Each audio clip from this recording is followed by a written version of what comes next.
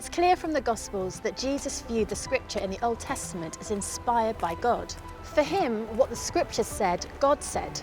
And this is a view held almost universally by the worldwide church through the ages, that the Bible is inspired. It's our authority on how to live. St. Paul says the Bible is useful to teach us what is true and to make us realise what is wrong in our lives. It corrects us when we are wrong and teaches us to do what is right.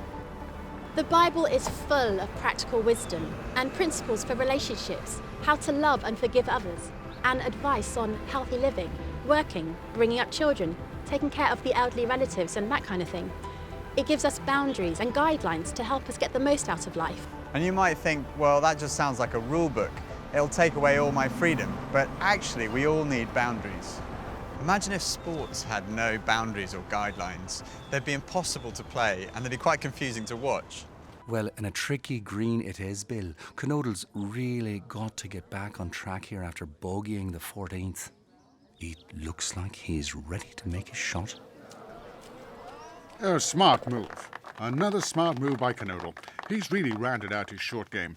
Well, these two athletes are so evenly matched here. Jeffries jumps in right away, establishing control. Whoa! Hey, I thought we might see something like this. This team is known for these shrewd kind of tactics. If there were no boundaries or guidelines in life, then our lives would be utter chaos.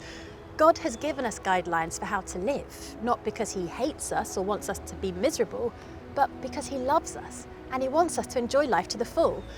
True freedom actually comes from when we know that God is in control and that there are boundaries. Yeah, so we know that children who grow up without boundaries are insecure, they're unhappy. And it's the same with us. Actually, the boundaries are given out of love. God didn't say, you shall not murder because he wanted to ruin our fun.